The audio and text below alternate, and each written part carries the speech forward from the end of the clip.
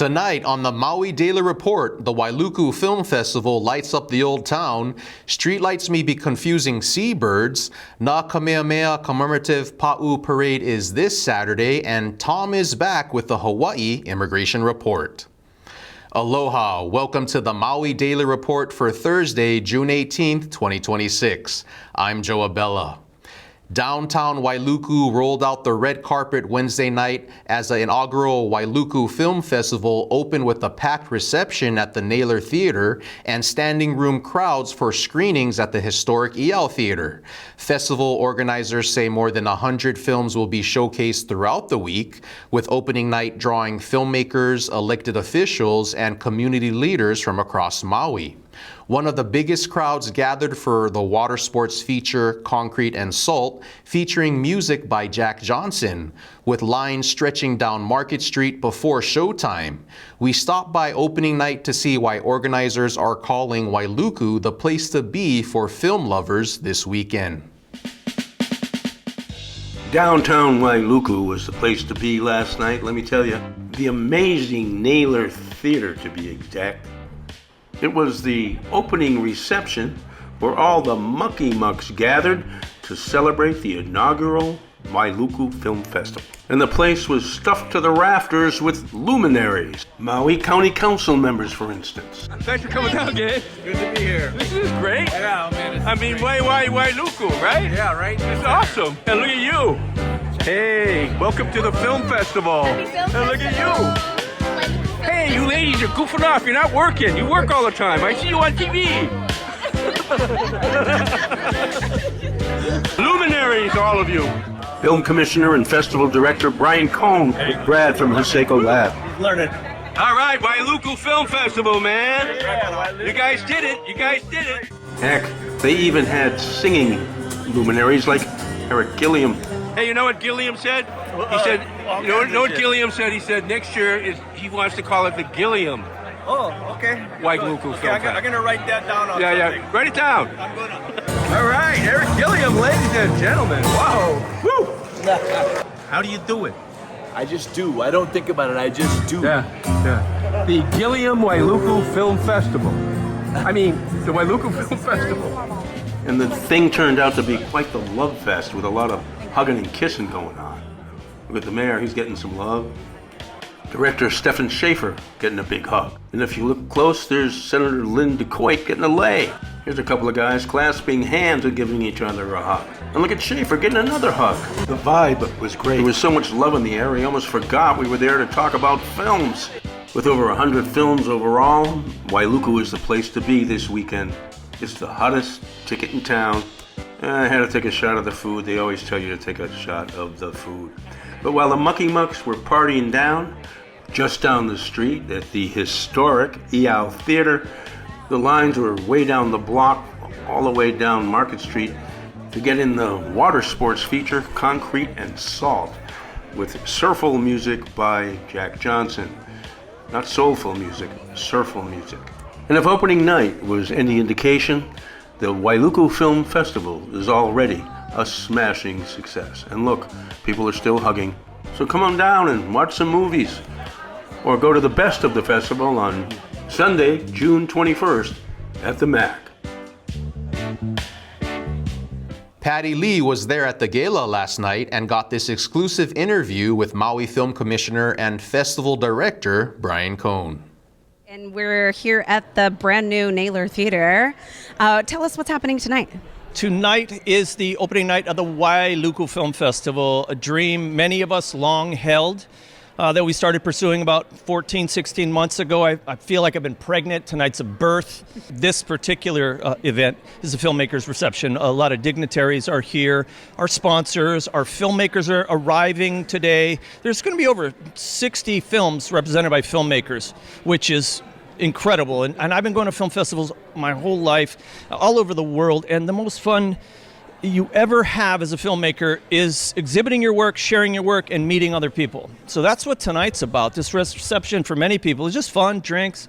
Let's see what's going on. But for me, it's the beginning of something really important. It's the beginning of us telling our stories our way and committing to that. We have several panels. We have a panel on Thursday night, which is an actors panel, and we're just blessed to have Moses Goods from Chief of War.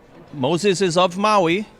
Amy Hill, lengthy career, and we have Maui's Moranai Kanikoa, who was in a film that I'm part of, Kuleana. We're super excited about that, moderated by Rick Chatnever.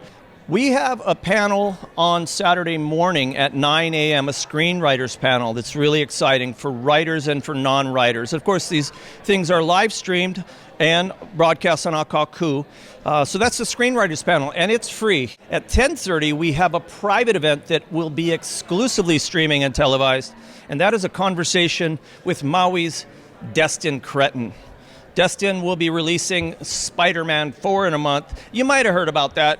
I think almost everybody in the world has heard about this at this time, and we have our Maui boy here to be part of the first Wailuku Film Festival. So that just has all of us really excited to hear what he has to say, and that he made the effort. He's on the Marvel tour right now, and that he made the effort to come home for one day to be a part of this speaks volumes to his commitment to the growth of industry from the ground up. The Wailuku Film Festival is about workforce development and creating a vital piece of infrastructure in the build of an independent film economy and industry on Maui. We can bring Wailuku up as it once was. When I moved to Maui at 5 years old in 1969, Wailuku was the center of the island. And I think together we can do something special. I think you're right, and I look forward to the whole weekend. I am going to show up to every last bit of it that I can make, and I look forward to your vision of the future and all of us being building blocks as part of that. And if you missed this evening's live broadcast of the SAG Actors Panel here on Akakū, tune in Saturday morning beginning at 9 a.m. for the Filmmakers and Directors panels on Akakū Channel 54. And the beat goes on. The Wailuku Film Festival goes on throughout the weekend at the Iao Theater, the Naylor, and the Best of the Best Sunday at the MAC. Google Wailuku Film Festival for details. Have you thought about that, like acting? We all fight for each other. You don't look like a fighter to me. Tell me about it. Please leave your message after the beep. Hello, you here? My cultural identity always speaks to the person, the individual. Champion of Hawaii. Can you feel the heartbeat? She's not right. Beating like the drum from around the world. You got it, boss. It's a new sensation. Every tribe is calling to let you know we are just one nation. Time to give deliverance, the time is now. Can you hear the spirit? Oh, thank you so much. Singing songs that echo in your mind. You are a fighter. Be the wave of change. The 2026 Nā Kamehameha Commemorative Pa'u Parade has named an entire organization, Kaibiganing Lahaina, as its Grand Marshal, recognizing their leadership in supporting Lahaina wildfire survivors and recovery efforts. The parade begins at 9:45 a.m. on Saturday along Ka'ahumanu Avenue in Kahului, followed by a free ho'olaulea at Queen Ka'ahumanu Center until 5 p.m. Everybody loves a parade unless you are stuck in traffic trying to get around it. Kahumanu Avenue will be closed in both directions Saturday between Lunalilo Street and Kahului Beach Road from 8:30 to 11:30 a.m. A debate is shaping up in Hawaii's first congressional district race, but not necessarily on a debate stage. Incumbent Congressman Ed Case has declined invitations to several candidate forums and debates, arguing voters can evaluate candidates through their records and public appearances, while challenger State Senator Jared Keohoka Lole says he has accepted every invitation. The race is widely viewed as Case's most competitive re-election challenge since returning to Congress in 2018. Political observers say the contest highlights a broader choice between Case's emphasis on seniority and influence in Congress and Keohoka Lole's call for new leadership and more progressive voice. Maui County's Recovery Office told council members that damage from the March Kona low storm now exceeds $100 million in county infrastructure losses, with 92 damaged sites identified across the county. Officials cited major damage including sinkholes, washed out roads, damage to the Kula Gym, flooding in East Maui and Molokai, and an estimated 300,000 cubic yards of sediment that must be removed from South Maui gulches. They reported approving more than 170 disaster loans totaling over $11 million and reminded homeowners, renters, and businesses that loan applications will be accepted until August 13th. Floodwaters along the banks of the Wailuku River, Iao Valley this spring washed away homes and property. Now the big question is, how do unpermitted emergency patchwork repairs fit into long-term plans to guard against future storms and keep people safe? Officials said any future non-emergency work in the river will require permits. The Housing and Land Use Committee received an update on Maui County's years-long effort to rewrite Title 19, the county's zoning code dating back to 1960. Public testimony urged the county to recognize Native Hawaiian Kuleana rights, historical land titles dating back to the Mahele, and consideration for Native Hawaiian property interests during land use decisions. Planning officials said the rewrite process will move forward in phases beginning later this year. A federal judge has ordered a trial in a lawsuit alleging Maui County streetlights are harming endangered Hawaiian seabirds, rejecting requests by both sides for an early ruling. Conservation groups claim county-operated streetlights disorient the birds, causing them to become grounded, injured, or killed. Maui County argues the science does not prove specific streetlights are responsible. The lawsuit cites more than 140 documented seabird fallout incidents on Maui and Lanai between 2008 and 2024 and alleges violations of the Endangered Species Act. A bench trial is expected to begin as early as August 17th. 2 humpback whales found washed up dead on beaches along Monterey Bay, California, tested positive for domoic acid, a toxin produced by harmful algae blooms in the Pacific. El Nino conditions near the equator can be warmer than normal water temperatures, exacerbating the problem not just for whales but for sea lions, pelicans, and other smaller animals as well. The whales won't like it, but then again, they don't get to vote. A Maui County Council committee decided against a proposed charter amendment on the November 3rd ballot to dedicate 20% of the annual transient accommodation tax to climate change impacts. Despite testimony from Sierra Club, Surfrider Foundation, and others, the committee voted 8-1 against the measure, largely because of the fixed amount. Gabe Johnson sided with the whales. Now let's see what ICE is up to in the Hawaii Immigration Report.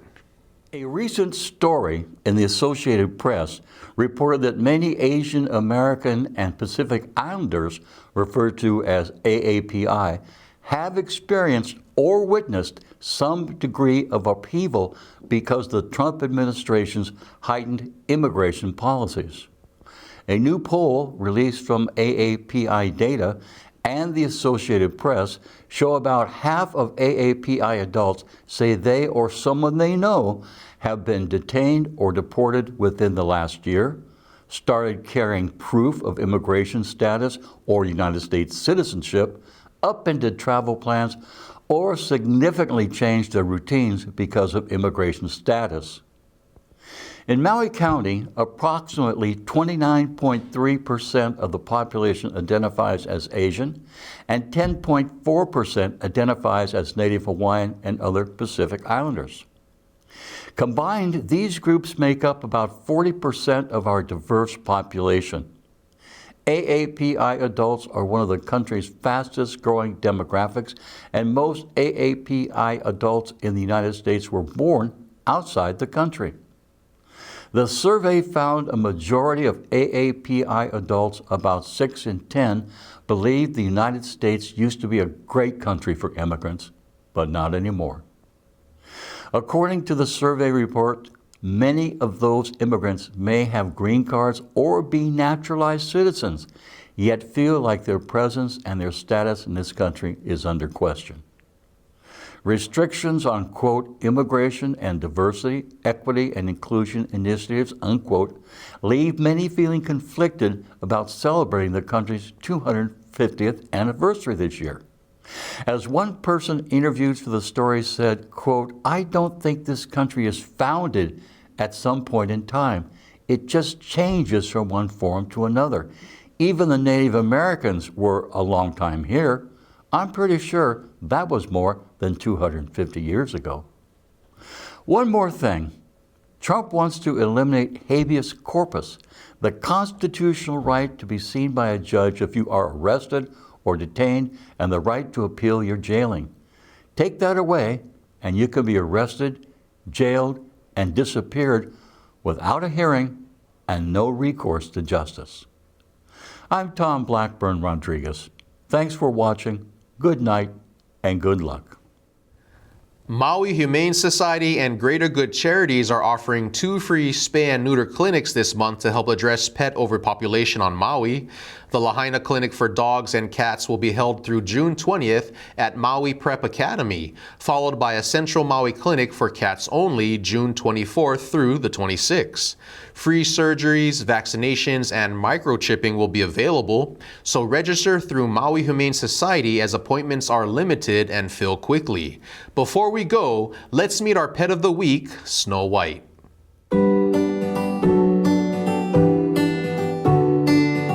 Aloha kako. Snow White is Maui Humane Society's Pet of the Week.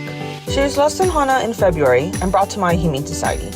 Sadly, no one came looking for her, but we are hopeful that her perfect family will adopt her soon. Snow White may be a little shy at first, but once she feels safe, she'll happily curl up beside you for couch snuggles and bedtime cuddles. Snow White loves being in a home, and she has great house manners too. She's potty trained and does wonderfully on car rides. One thing that really helps Snow White feel confident is having other dogs around. She adores canine companionship and would do best in a home with a friendly, confident doggy brother or sister who can show her the ropes. If you're looking for a little sister for your pup, Snow White is the girl for you.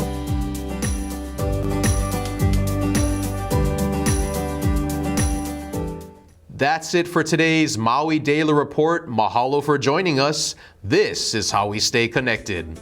I'm Joab. Have a nice Thursday night.